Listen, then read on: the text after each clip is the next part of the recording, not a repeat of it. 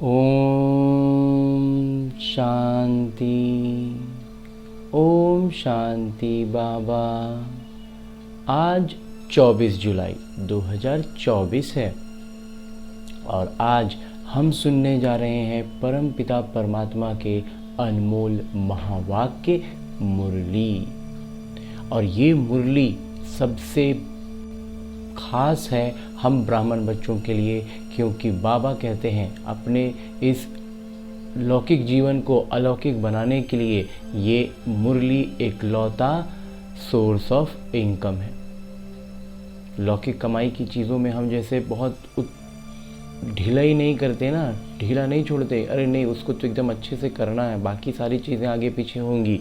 बिल्कुल वैसे ही ये अलौकिक ज्ञान का, अलौकिक उन्नति का, आध्यात्म में बाबा के याद में रहने का युक्तियाँ, सारी बातें यहीं से शुरुआत होती हैं। इसको बहुत ध्यान से अपने भीतर भरने के लिए, अपने मन बुद्धि संस्कार पर सीधा सीधा असर पड़ने के लिए हम इसे देह भान से अलग लेकर चलते हैं मधुबन।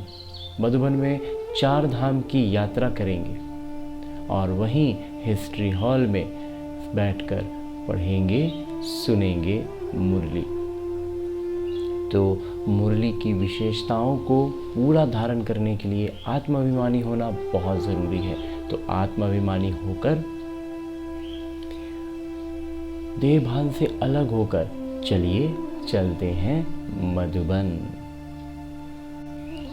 मैं आत्मा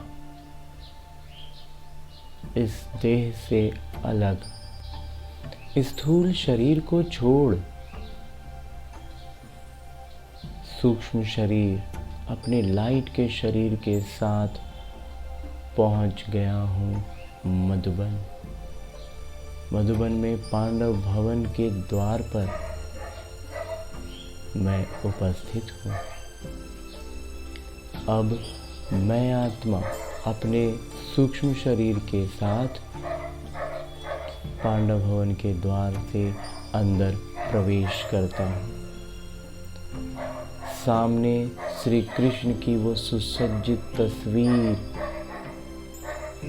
स्वर्ग के आगमन और नरक के विसर्जन का शुभ संदेश दे रही है और हमें देवता बनने का स्मृति दिला रही है।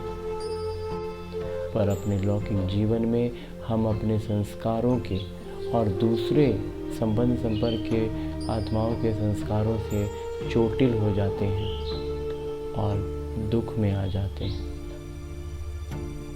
बाबा के कमरे की ओर हम इसी चोट पर मलहम के लिए जाते हैं, क्योंकि बाबा के कमरे में बाबा पिता रूप में ना कोई सवाल पूछते हैं और ना हम कोई जवाब मांगते हैं। बाबा जो प्यार से हमें अपने गोद में बिठा लेते हैं, बस वही हमारा सारे दुख और दर्द को दूर कर देता है।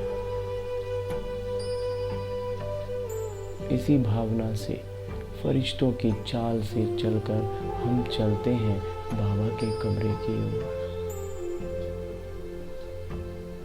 पांडव भवन मधुबन के इस धरा पर मैं आत्मा अपने लाइट के शरीर के साथ बाबा के कमरे के पास पहुंच गया हूँ। मैं आत्मा जैसे ही बाबा के कमरे में प्रवेश करता हूँ, आज बाबा उस कमरे में फोटो फ्रेम में नहीं है और ना ही वहाँ कोई फोटो फ्रेम है। मेरे बाबा तो सूक्ष्म शरीर के साथ वहीं बिस्तर पर बैठे मुझ आत्मा का इंतजार कर रहे हैं। मैं आत्मा अपने परम पिता परमात्मा के बिल्कुल निकट, एकदम सम्मुख जाकर बैठ जाता हूँ और मेरे बाबा मेरे सर पर हाथ फिरा रहे हैं, मुझे लाड कर रहे हैं। बाबा का ये प्यार, का अनुभव मुझ आत्मा के सारे दुख दर्द मिटा देता है। मुझ आत्मा में प्रेम और खुशी और शांति का संचार हो जाता है। मैं अपने समस्त आदि गुणों की स्मृति में आ जाता हूँ। बाबा का ये प्यार बस अनुभव करने का है। भगवान के इतने निकट मैं रह सकता हूँ, ये कभी भक्ति करते हुए सोचा नहीं था। पर मेरे बाबा ने मेरी भक्ति में मेरी पुकार सुन ली और मुझे अपने इतने करीब बिठाकर मुझे प्यार कर रहे हैं। इस लौकिक दुनिया का कुछ भी मुझे अब तकलीफ नहीं दे सकता, चाहे वो मेरा 63 जन्मों का बना हुआ रावण के प्रभाव का संस्कार हो, चाहे वो दूसरों का वही संस्कार। संस्कारों की चोटों से मिले दुखों को मेरे बाबा पूरी तरह से हर लेते हैं। सारा दुख दर्द बाबा के सम्मुख आते ही विलुप्त हो जाता है। बाबा से जितना देर चाहे ऐसे ही लाड प्यार लेते रहें।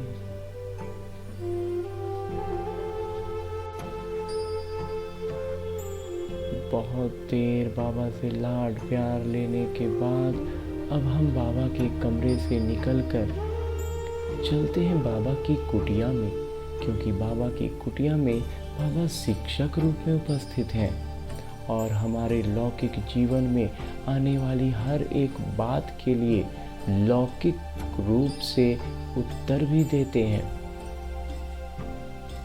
हर एक बात के लिए, हर एक चीज़ के लिए बाबा राय भी देते हैं। मन में जो भी बात होती है ना, वो बाबा सुनते हैं और उसके बारे में हमें बहुत प्यार से बतलाते हैं, एकदम अच्छे से समझाते हैं। इसके लिए उन्होंने शिक्षक रूप लिया है और ये शिक्षक रूप लेकर बाबा मुझ आत्मा की बुद्धि जो रावण के विकारों में बहुत उलझी हुई थी और गोल गोल घूम रही थी, उसको मेरे बाबा शिक्षक रूप से लौकिक उत्तर देकर पूरा पूरा एक दिशा देते हैं। तो संस्कारों की चोट से वे मलहम लगा के दिशाहीन बुद्धि को दिशा देने के लिए चलते हैं बाबा की कुटिया की ओर। और मैं आत्मा फरिश्तों की चाल से बाबा के कमरे से निकलकर चलता हूँ बाबा की कुटिया में। और बाबा की कुटिया में मैं आत्मा जैसे ही पहुँचता हूँ, मेरे बाबा पत्र लिखने में व्यस्त थे, परंतु मुझ आत्मा की उपस्थिति से उन्होंने नज़रें उठाकर मुझ आत्मा को देखा और सूक्ष्म शरीर से मुझ आत्मा ने भी बाबा को निहार रहे थे और दोनों की जब नज़रें मिली तो नज़रों से बाबा ने निहाल कर दिया। दिल में जो भी बातें थी, जो कुछ भी था, मानो बाबा ने सब कुछ अपने में ट्रांसफ़र कर लिया। दिल की सारी बात बाबा के पास चली गई और मेरा दिल जैसे हल्का हो गया। बाबा नज़रों ही नज़रों से, मुख से कहने की भी ज़रूरत नहीं होती, बस दिल सच्चा और खुला दिल, बाबा नज़रों से ही सारी बात समझ जाते हैं और अपनी दृष्टि से हम मुझ आत्मा को बिल्कुल हल्का कर देते हैं और बड़े मुस्कुरा कर कहते हैं, मीठे बच्चे, मैं तुम्हें तुम्हारी सारी बातों के लिए और भी नई नई बातों के लिए ज्ञान दूंगा। लेकिन और भी आत्माएं हैं, तो चलो सबके साथ हिस्ट्री हॉल में चलकर अपना जवाब देखना सुनना। ऐसा कहकर मेरे बाबा मेरा हाथ पकड़ते हैं और साथ में हम बाबा की कुटिया से बाहर आते हैं। और मेरे बाबा बिल्कुल एक पिता जैसे एक छोटे से बच्चे को हाथ पकड़कर चलना सिखाता है, ऐसे ही मेरे बाबा मधुबन की इस धरा पर मुझ आत्मा को अलौकिकता में चलना सिखाते हैं। शिक्षक रूप में वो हर एक शिक्षा देते हैं जो हमें अपने ब्राह्मण जीवन में अपनानी है। इतना श्रेष्ठ अनुभव, मेरा हाथ बाबा ने पकड़ा है और वो मुझे लेकर साथ चल रहे हैं। इतना बड़ा सौभाग्य। मेरे बाबा मुझे लेकर हिस्ट्री हॉल पहुंचते हैं। वहाँ मम्मा एक तरफ पहले से विराजमान है। ओम शांति मम्मा। और अब बाबा भी एक तरफ विराजमान होते हैं और मैं आत्मा वहीं उन दोनों के सम्मुख मैं भी बैठ जाता हूँ। और भी बहुत सारी आत्माएं हिस्ट्री हॉल में पहले से उपस्थित हैं। और बाबा कहते हैं अब मुरली सुनते हैं। हाँ जी बाबा। बाबा ने कहा, मीठे बच्चे, बाबा से होलसेल व्यापार करना सीखो।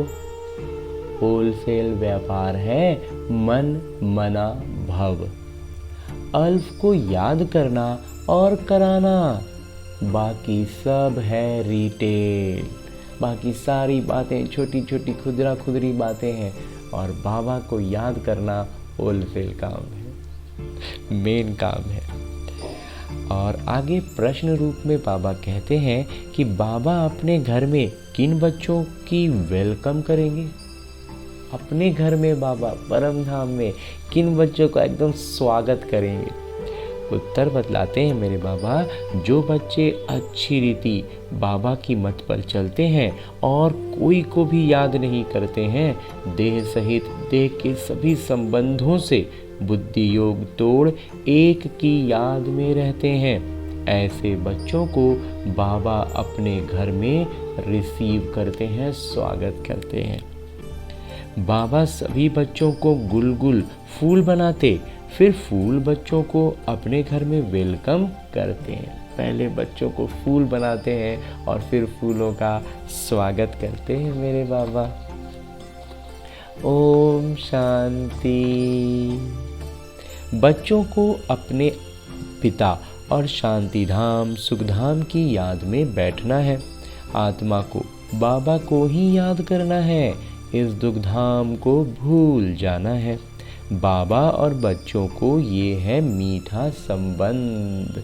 बस बाबा को याद करना है, बाबा हम बच्चों को याद करते हैं, यही है बाबा का मीठा संबंध। इतना मीठा संबंध और कोई पिता का होता ही नहीं और किन्हीं का नहीं हो सकता। लौकिक पिता से भी इतना मीठा संबंध नहीं होता है। संबंध एक होता है पिता से, फिर शिक्षक और गुरु से होता है। पिता बस लाड प्यार करते हैं और इतना प्यार करते हैं कि हम अपने सारे दुखों को भूल जाते हैं। और शिक्षक रूप में आगे हम विकर्म विनाश कैसे करें वो भी बतला देते हैं। और गुरु रूप में तो खैर सद्गति देते ही हैं। अभी यहाँ तीनों ही एक हैं, एक ही में तीनों मिल रहे हैं। ये भी बुद्धि में याद रहे। खुशी की बात है ना, बहुत खुशी की बात है बाबा। एक ही पिता मिले हुए हैं जो बहुत सहज रास्ता बताते हैं। पिता को, शांति धाम और सुख धाम को याद करो। इस दुख धाम को भूल जाओ, इससे कोई मतलब ही नहीं, कोई सरोकार नहीं है। घूमो फिरो लेकिन बुद्धि में यही याद रहे। यहाँ तो कोई गोरख धंधा आदि नहीं है। घर में बैठे हैं, बाबा सिर्फ 3 अक्षर याद करने को कहते हैं। वास्तव में 1 अक्षर है, बाबा को याद करो। बाबा को याद करने से सुखधाम और शांतिधाम दोनों वर्षे याद आते हैं। वो बाकी फिर उनसे जुड़ी हुई बातें फिर आएंगी, लेकिन हमें याद तो सिर्फ एक बाबा को करना है ना। तो देने वाले तो बाबा ही हैं। याद करने से खुशी का पारा चढ़ेगा।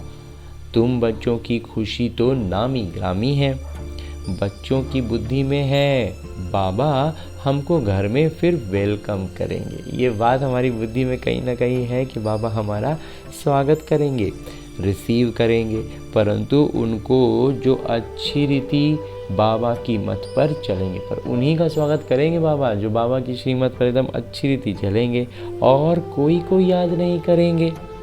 देह सहित देह के सर्व संबंधों से बुद्धि योग तोड़ मामेकम याद करना है। भक्ति मार्ग में तो तुमने बहुत सेवा की है, परंतु जाने का रास्ता मिलता ही नहीं। भक्ति में कोई रास्ता है ही नहीं जो भगवान तक जाए, लेकिन बाबा वहाँ से जो दिल के सच्चे बच्चे होते हैं उनको उठाकर अपने ज्ञान मार्ग में ले आते हैं। अभी बाबा कितना सहज बतलाते हैं रास्ता।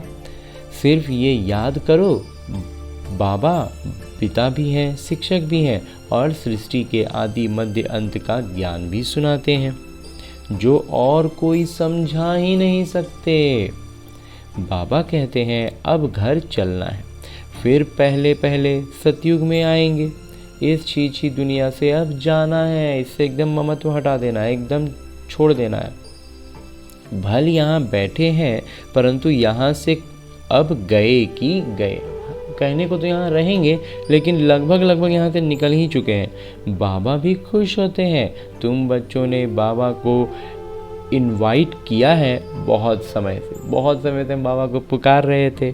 अब फिर बाबा को रिसीव भी किया है। अब जब बाबा आए हैं तो उनको पहचाना भी है। तो बाबा कहते हैं मैं तुमको गुलगुल बनाकर फिर शांति धाम में रिसीव करूँगा। फिर तुम नंबरवार चले जाएंगे, वहाँ पर तो बाबा रिसीव करेंगे, उसके बाद फिर नंबरवार हो जाएंगे। कितना सहज है। ऐसे पिता को भूलना नहीं है। बात तो बहुत मीठी और सीधी है। एक बात अल्फ को याद करो। भल डिटेल में समझाते हैं, फिर पिछाड़ी में कहते हैं अल्फ को याद करो। पूरा उसका विस्तार में जाते हैं, लेकिन कुल मिला के बात ये होती है कि विस्तार में कैसे जाना है ये समझ के अभ्यास करके सारा काम होगा, लेकिन क्षण भर में। इसलिए बाबा विस्तार में समझा के फिर आ जाते हैं अल्फ को याद करो, दूसरा ना कोई।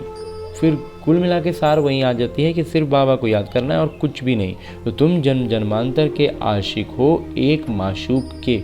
तुम गाते आए हो बाबा आप आएंगे तो हम आपके ही बनेंगे। अब वो आए हैं तो एक ही का बनना चाहिए। निश्चय बुद्धि विजयंती, विजय पाएंगे रावण पर। फिर आना है राम राज्य में। कल्प कल्प तुम रावण पर विजय पाते हो। ब्राह्मण बने और विजय पाई रावण पर, एक क्षण की बात है। ब्राह्मण बने ना और रावण पर विजय मिल गया। राम राज्य पर तुम्हारा हक है। अब है कि उसको पूरा हटा देने में जो अब समय लग जाते। बाबा को पहचाना और राम राज्य पर हक हुआ। बाबा को जैसे ही पहचाने ना, राम राज्य में हक मिल गया। बाकी पुरुषार्थ करना है ऊंच पद पाने का। बाकी पद पाने के लिए पुरुषार्थ करना है, नहीं तो हक तो मिल गया खाली बाबा को पहचानने मात्र से। तो विजय माला में आना है, बड़ी विजय माला है। राजा बनेंगे तो सब कुछ मिलेगा। जब राजा का पद मिलेगा तो उसको तो सब कुछ मिल जाएगा ना। तो दास दासियाँ सब नंबरवार बनते हैं, दास दासी में भी नंबरवार होंगे। सब एक जैसे नहीं होते, कोई तो बहुत नज़दीक रहते हैं। जो राजा रानी खाते, जो कुछ भंडारे में बनता, वो सब दास दासियों को मिलता है, जिसको 36 प्रकार का भोजन कहा जाता है। पद्मापति भी राजाओं को कहा जाता है।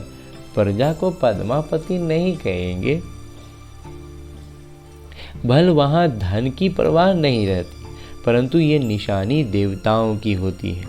जितना याद करेंगे उतना सूर्यवंशी में आएंगे। नई दुनिया में आना है ना? हाँ जी बाबा, जरूर आना है बाबा। महाराजा महारानी बनना है। हाँ जी बाबा। बाबा ज्ञान देते हैं नर से नारायण बनने की, जिसको राजयोग कहा जाता है। बाकी भक्ति मार्ग के शास्त्र भी सबसे ज़्यादा तुमने पढ़े हैं। सबसे ज़्यादा भक्ति तुम बच्चों ने की है। अब बाबा से आकर मिले हो, भक्ति की है, भक्ति में सच्चाई रखी है, तब तो बाबा मिले हैं ना। बाबा रास्ता तो बहुत सहज और सीधा बताते हैं कि बाबा को याद करो। एकदम सहज रास्ता है, सरल रास्ता है, बस बाबा को याद करो। बाबा बच्चे बच्चे कह के समझाते हैं। आज फिर बाबा कह रहे हैं कि बाबा बस एक ही तरीका अपनाते हैं, प्यार से। कुछ भी हम करें, हम कितना भी विकार में जाए, कुछ भी करें, बाबा हमें उतने ही प्यार से मीठे बच्चे कहकर पुकारते हैं। उनका ये मिठास, उनका ये प्यार हमें खींच के वापस ले आता है। बाबा बच्चों पर वारी जाते हैं। वारिस हैं तो वारी जाना पड़े। तुमने भी कहा था बाबा आप आएंगे तो हम वारी जाएंगे, तन मन धन सहित कुर्बान जाएंगे। तुम एक बार कुर्बान जाते हो, बाबा 21 बार जाएंगे। बाबा बच्चों को याद भी दिलाते हैं, समझ सकते हैं। सब बच्चे नंबरवार पुरुषार्थ अनुसार अपना अपना भाग्य लेने आए हैं। बाबा कहते हैं मीठे बच्चों, विश्व की बादशाही हमारी जागीर है। कहते हैं ना तुम्हारी जागीर है क्या? जी हाँ, बाबा कहते हैं विश्व की बादशाही हमारी जागीर है। अब जितना पुरुषार्थ तुम कर लो। अब हम जितना पुरुषार्थ कर लें उतना जागीर के मालिक बन जाएंगे। तो जितना पुरुषार्थ उतना ऊंच पद पाएंगे। पुरुषार्थ जितना ज़्यादा उतना ऊंचा पद। नंबर 1 सो नंबर लास्ट में है। जो नंबर 1 है ना वो लास्ट में है। नंबर 1 में फिर जरूर जाएंगे। सारा मदार पुरुषार्थ पर है। बाबा बच्चों को घर ले जाने के लिए आए हैं। बाबा आए ही हैं बच्चों को घर ले जाने के लिए। तो अब अपने को आत्मा समझ बाबा को याद करेंगे तो पाप कटते जाएंगे। वो है काम अग्नि, ये है योग अग्नि। काम अग्नि में जलते जलते तुम काले हो गए हो, बिल्कुल खाक हो पड़े। और जलते जलते क्या होगा? कोई भी चीज़, कोयला से भी जलते जलते पूरा राख हो जाएंगे। अब मैं आकर तुमको जगाता हूँ।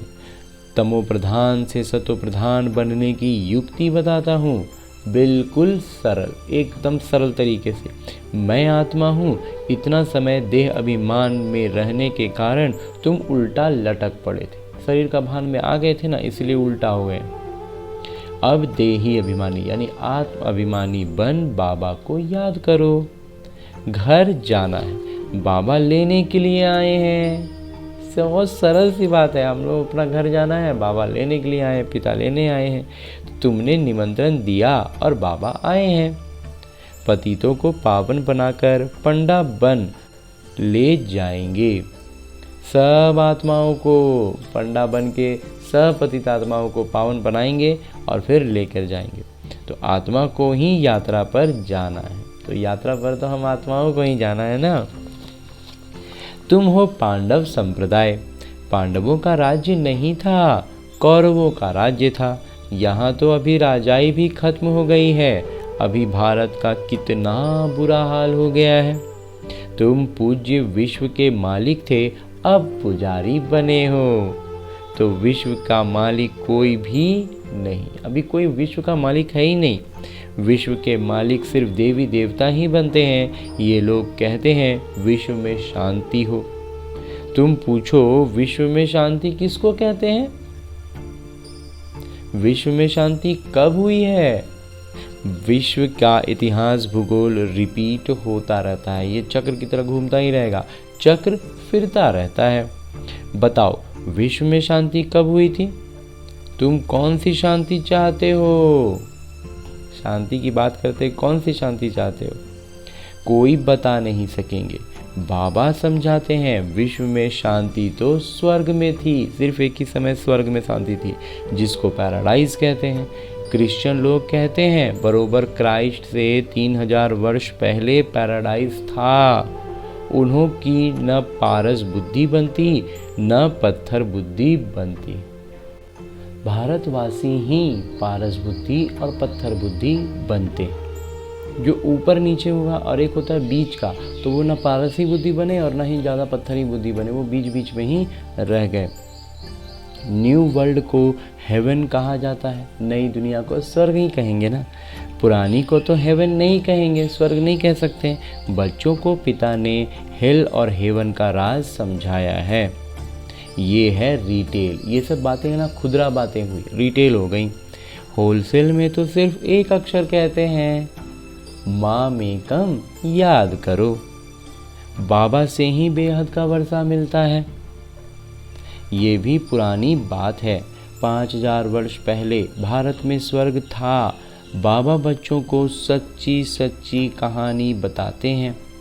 सत्यनारायण की कथा, तीजरी की कथा, अमर कथा मशहूर है। ये सब कथाएं थोड़ी मशहूर हैं। तुमको भी तीसरा नेत्र ज्ञान का मिलता है, उसको तीजरी की कथा कहा जाता है। वो तो भक्ति की पुस्तक बना दी है।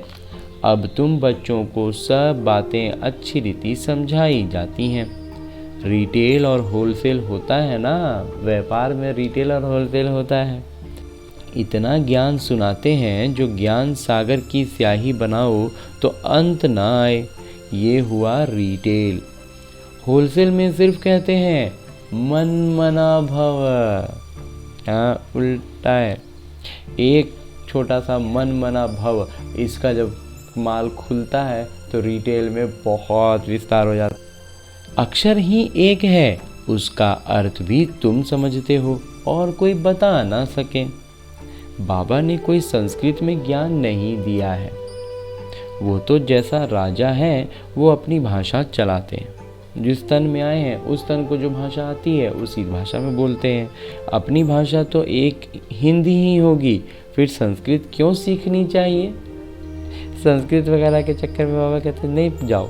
कितना पैसा खर्च करते हैं, सोचे संस्कृत सीखेंगे ना तो हम बाबा के करीब पहुंच पाएंगे, बातों को समझ पाएंगे, बाबा का भगवान तक पहुंच पाएंगे। लेकिन वास्तव में बाबा कहते हैं ऐसा कुछ नहीं है। शांति और सुख दोनों वर से मिलते हैं। बाबा के सिवाय और कोई को सागर कह नहीं सकते। बाबा जो ज्ञान के सागर हैं वही सर्व की सद्गति कर सकते हैं। बाबा पूछते हैं, मैं तुम्हारा पिता हूँ, शिक्षक हूँ, गुरु हूँ, तुम्हारी सद्गति करता हूँ, फिर तुम्हारी दुर्गति कौन करता है? जब वो तीनों रूपों में आकर हमारी सद्गति देते हैं हमें, तो फिर दुर्गति कौन कर रहा है? रावण। दुर्गति और सद्गति का ये खेल है, ये सृष्टि चक्र बस इसी का खेल है। कोई मूंझते हैं तो पूछ सकते हैं। भक्ति मार्ग में प्रश्न ढेर उठते हैं, ज्ञान मार्ग में प्रश्न की बात ही नहीं। जब ज्ञान स्पष्ट होने लगेगा बुद्धि में तो फिर कोई प्रश्न रहेगा ही नहीं।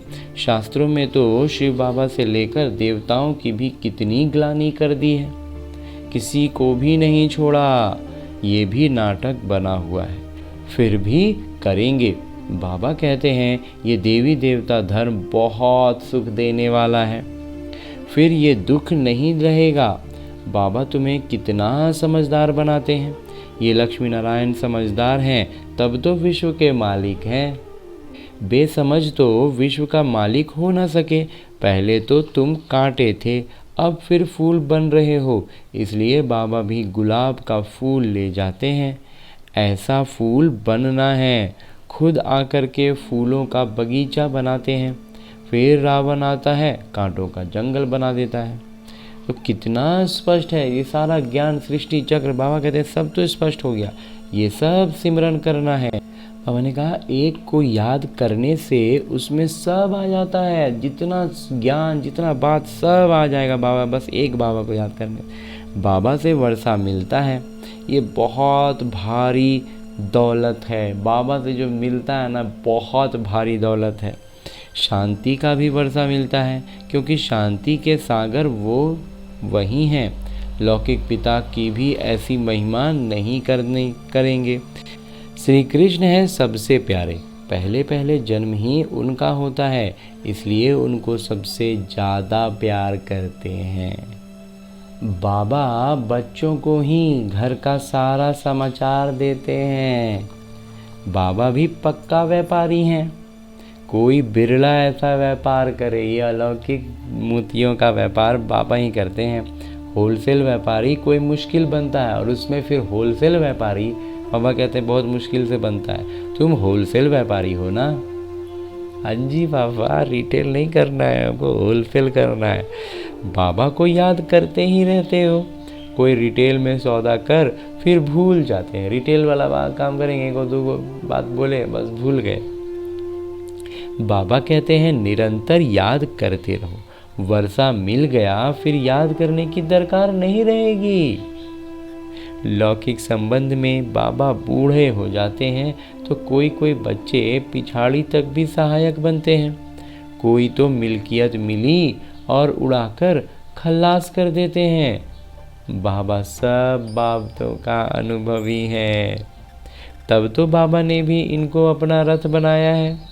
गरीबी का, साहूकारी का सब में अनुभवी है। शुरुआत में गरीब थे, बाद में अमीर हो गए, सब अनुभव है। जीवन का हर पहलू देख लिया था ब्रह्मा बाबा ने। तो नाटक अनुसार ये एक ही रथ है, ये कभी बदली नहीं हो सकता। नाटक बना हुआ है, इसमें कभी चेंज नहीं हो सकता है। सब बातें होलसेल और रिटेल में समझकर फिर अंत में कह देते हैं मन मना भव। मध्याजी भव, मन मना भव में सब आ जाता है। ये बहुत भारी खजाना है, उनसे झोली भरते हैं। इस खजाने से अपनी झोली भर रहे हैं। अविनाशी ज्ञान रत्न 1-1 लाख रुपयों के हैं। तुम पद्मा पदम भाग्यशाली बनते हो। बाबा तो खुशी और ना खुशी दोनों से न्यारे हैं। बाबा को खुशी और गम वाला स्थिति भी बाबा का नहीं रहता है। तो साक्षी हो, नाटक देख रहे हैं। तुम किरदार निभाते हो, मैं किरदार निभाते भी साक्षी हूँ। बाबा मैं बोलते हैं कि मैं किरदार निभा भी ना होना तो भी साक्षी हूँ। जन्म मरण में नहीं आता हूँ और तो कोई इनसे छूट नहीं सकते। मोक्ष मिल ना सके, मोक्ष जो है ना वो कंसेप्ट ही बाबा कहते हैं गलत है। ये अनादि बना बनाया नाटक है, ये भी वंडरफुल है। छोटी सी आत्मा में सारा किरदार भरा हुआ है। ये अविनाशी नाटक कभी विनाश को नहीं पाता। ये नाटक कभी विनाश नहीं होता। नाटक में विनाश आता है, नाटक का विनाश कभी नहीं होता। अच्छा, मीठे मीठे सिकिलते बच्चों प्रति माता पिता का दिल व जान सिक व प्रेम से सेवा योग्य बच्चों को नंबरवार पुरुषार्थ अनुसार याद प्यार और आशीर्वाद। बाबा पुरुषार्थ के अनुसार नंबरवार प्यार भी देंगे, एकदम बाबा ने स्पष्ट कर दिया। रूहानी बाबा की रूहानी बच्चों को नमस्ते। हम रूहानी बच्चों की ओर से रूहानी माता पिता बाबा को याद प्यार और प्रणाम। धन्यवाद बाबा, धन्यवाद। मुरली के लिए भी धन्यवाद और इस अनूठे अलौकिक ब्राह्मण जीवन के लिए भी बहुत बहुत बहुत धन्यवाद बाबा। आगे आज की मुरली से लिए गए वो प्रमुख बिंदु हैं जिन्हें हमें अपने ब्राह्मण जीवन में धारण करने हैं। उनमें सबसे पहले है कि जैसे बाबा बच्चों पर वारी जाते हैं, ऐसे तन मन धन सहित एक बार बाबा पर पूरा कुर्बान जाकर 21 जन्मों का वर्षा लेना है। और बाबा, दूसरा है कि बाबा जो अविनाशी अनमोल खजाना देते हैं उससे अपनी झोली सदा भरपूर रखनी है। सदा ऐसी खुशी व नशे में रहना है कि हम पद्मा पदम भाग्यशाली हैं। बहुत भाग्यशाली है बाबा, एकदम इतना सौभाग्य तो किसी का नहीं होगा। वाह मेरा श्रेष्ठ भाग्य, वाह।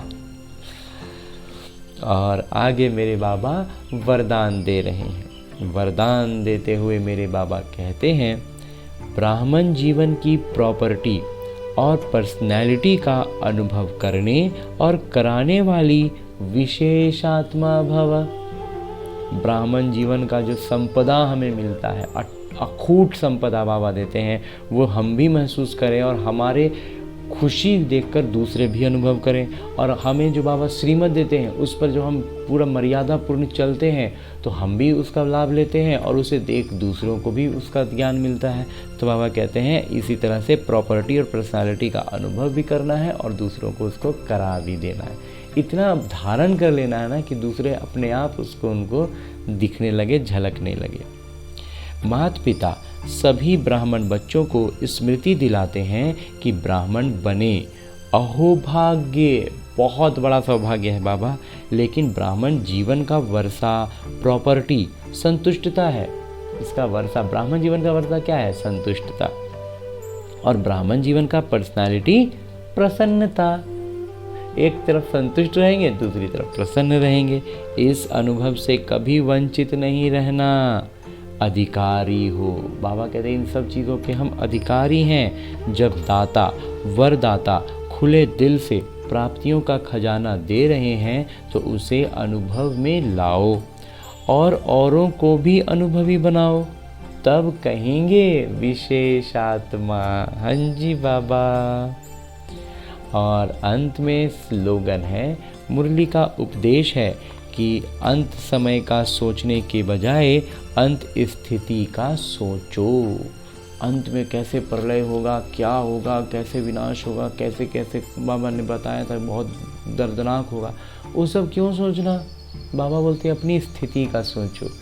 अपनी स्थिति इतनी श्रेष्ठ रहे कि मुझे ये सब दिखते हुए भी न दिखे, मुझे तो बस नई स्वर्णिम दुनिया ही मेरी आंखों में रहे। हाँ जी बाबा। बाबा से इतना मीठा, इतना प्यारा मुरली सुनकर, पढ़कर हम आत्मा एकदम तृप्त हो गए। बाबा ने इतना भरपूर कर दिया, इतना भरपूर कर दिया। और अब अपने किरदार को भी पूरा करना है और अपना हर एक ज्ञान की बातों को वास्तविक जीवन में अपना करके उससे अपने कर्म बंधनों से मुक्त होना है। तो अभी हम बाबा से ये ज्ञान मुरली, मीठी मुरली सुनकर निकलते हैं हिस्ट्री हॉल से और चलते हैं बाबा के शांति स्तंभ के पास, जहाँ बाबा सद्गुरु के रूप में उपस्थित हैं और हमें सद्गति देते हैं। तो सद्गति के लिए आगे आगे मुझ आत्मा के आगे आगे चलता है मेरा मन और मुझ आत्मा को चलाता है बुद्धि और संस्कार मुझे पीछे से ऊर्जा देते हैं। और इसमें पीछे संस्कारों में जो रावण के प्रभाव के कारण चोटें थीं, जो दुख दर्द है, उन सबको पिता रूप से बाबा हरते हैं। बुद्धि जो गोल गोल घूम रही थी, दिशाहीन हो गई थी, उसको सतगुरु, उसको शिक्षक रूप में बाबा ज्ञान देते हैं।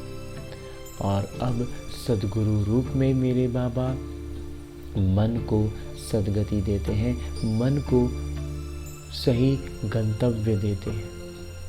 तो इसका जो भटकना था ना, वो बंद हो जाता है। अपने सही गंतव्य पर पहुंच जाने के बाद कोई भी बिल्कुल शांत, शीतल और स्थिर हो जाएगा। ऐसे ही मुझ आत्मा का ये मन एकदम सही स्थान पहुंचकर शांत है, झूम रहा है, खुश है। और इसी बात को बाबा एक अव्यक्त रूप से इशारा भी दे देते हैं। बाबा कहते हैं इस समय ऐसा परोपकारी ग्रुप चाहिए जो देने वाला दाता हो। जैसे संपन्न राजाएं सदा प्रजा का देने वाले होते हैं, जो संपन्न राजा होते हैं ना वो प्रजा को सिर्फ देते हैं, तो संपन्न राजाओं का हाथ कभी भी लेने वाला नहीं होगा, देने वाला होगा। तो आप बच्चे तो स्वर्ग के विश्व महाराजा बन दाता रूप का किरदार निभाने वाले हो, तो अभी से वही संस्कार स्वयं में भरो। वैसे ही संस्कार हमें भरने हैं कि हम हमेशा देने वाले हैं, हमसे सिर्फ देने का बात हो, हम कभी किसी से कुछ ले नहीं। जब भी कुछ हो तो वो बाबा को फिर बोल देना है, बाबा से मांगना नहीं। बाबा ने कह दिया है मांगोगे तो कुछ नहीं मिलेगा, इसलिए बाबा से भी मांगना नहीं है। अपने दिल में कोई बात हो तो बाबा को बस कह देना है। बाबा के की दृष्टि लेंगे ना, बाबा हमारे दिल की बात अपने भीतर ले लेते हैं। तो ऐसा श्रेष्ठ अनुभवों के साथ बाबा के बिल्कुल अंग संग रहकर महसूस करके मुरली को जब भीतर भर लेते हैं ना, तो मन बुद्धि संस्कार तीनों ही एकदम प्रफुल्लित हो जाते हैं। और ऐसी श्रेष्ठ अनुभव और बिल्कुल खुशी से झूमते हुए आज लौटते हैं अपने स्थूल शरीर में, अपने किरदार में, लेकिन एक स्वमान के साथ।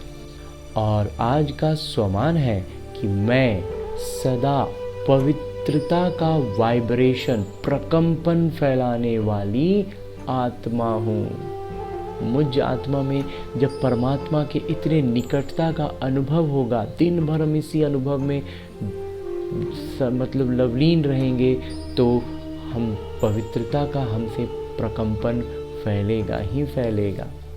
तो यही सम्मान रखना है कि हमने आज बाबा का बहुत निकट अनुभव किया, उनकी ज्ञान मुरली को एकदम अंदर तक प्रवेश होने दिया, तो बाबा का ये अनुभव हमें पवित्र तो बना ही देगा। जब बाबा के इतने करीब होंगे तो अपवित्रता तो कहाँ दूर चली गई, तो हम पूर्ण पवित्र की स्थिति में आते हैं। तो जब पूर्ण पवित्र होंगे तो हमसे पूर्ण पवित्रता झलकेगी, उसके प्रकंपन फैलेंगे।